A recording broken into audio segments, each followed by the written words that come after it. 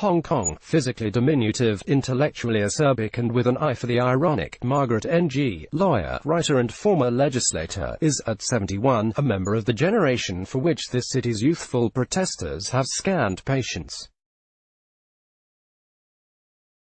They say the elders have been too patient about Hong Kong's precarious situation. But, says Ng dryly, the youths frequently welcome assistance from the older generation's lawyers. With her closely cropped grey hair and an obvious abundance of wisdom acquired from Hong Kong's many high-stakes controversies, Ng, who plainly states facts as she sees them through her round spectacles, resembles an owl with an attitude. She says Hong Kong's situation is desperate. Under the veneer of a free city, we are under Beijing's control. Today, the city is a hair's breadth from destruction. She is particularly distressed by police violence, which is a departure from the professional policing bequeathed to this city from its last 3 decades of colonial rule. Recently, the police have prevented, sometimes for hours, first aid providers from attending to those the police have injured. The city government under Beijing's puppet, Carrie Lam, is increasingly resorting to the policy Ng calls beat up, lock up and silence. Lam and her Beijing masters are learning that what Gen.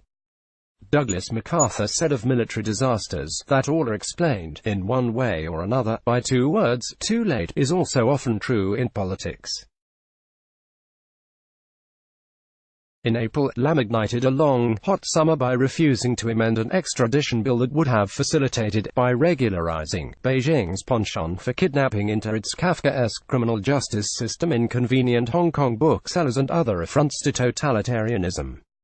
If Lam had promptly done what she has done 5 months too late, unambiguously withdrawn the bill, the protests might have dissipated.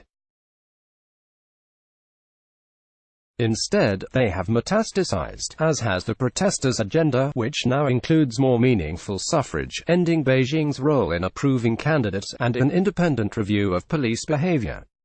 At a recent lunch at the Hong Kong Club, there were 3 generations of democracy advocates around a table seating 8.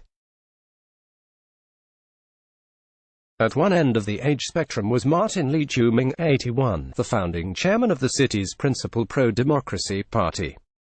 At the other end was Joshua Wong, a prodigy of protesting who, given the stressful life he lives, might in a few years look as old as he now is, 22. He was an organizer of the 2014 demonstrations against Beijing's truncation of popular sovereignty by stipulating those for whom Hong Kongers could vote. The lunchtime gathering stressed that the agenda does not include independence for a sovereign Hong Kong.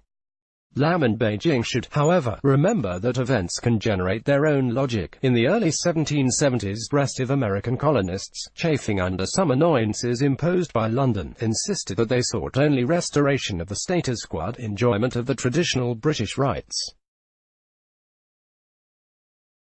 But spilled blood, on Lexington Green, at a bridge in Concord, and elsewhere, quickly led to July 4, 1776.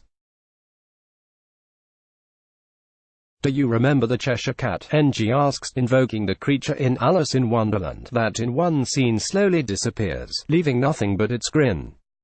Hong Kong could slowly disappear except for its veneer. Or quickly. Is Beijing prepared to kill Hong Kong? Ng asks. Young people here, who have nowhere else to go, increasingly think they have nothing to lose. Some of them carry their last wills in their pockets. They know they're dealing, ultimately, with a regime that has swept at least 1 million Uyghur Muslims into prisons and re-education concentration camps. China's national anthem celebrates millions of hearts with one mind. Hong Kong's protesters are defending a society comfortable with many different minds. And they rightly have turned their anger against so-called smart lampposts, those likely adorned with facial recognition technologies that serve policies of social control. 4 decades ago, after President Richard M.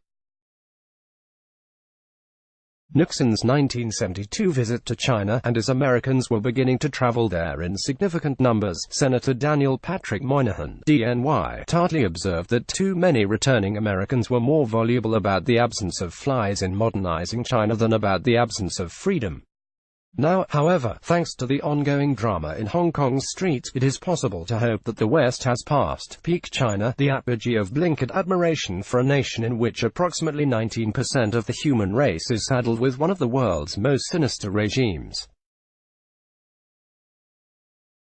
Read more from George F. Will's archive or follow him on Facebook. Read more, George F. Well, Hong Kong's heroic descent might be the decade's most important development. We shall never surrender. 3 days of chaos in Hong Kong. The Post's view: China is brainwashing Uyghur children. How much longer will the world look away? Marco Rubio: China is showing its true nature in Hong Kong. The US must not watch from the sidelines. The Post's view: G7 leaders must show China it will pay a price if it cracks down on Hong Kong. Let's block ads. Why?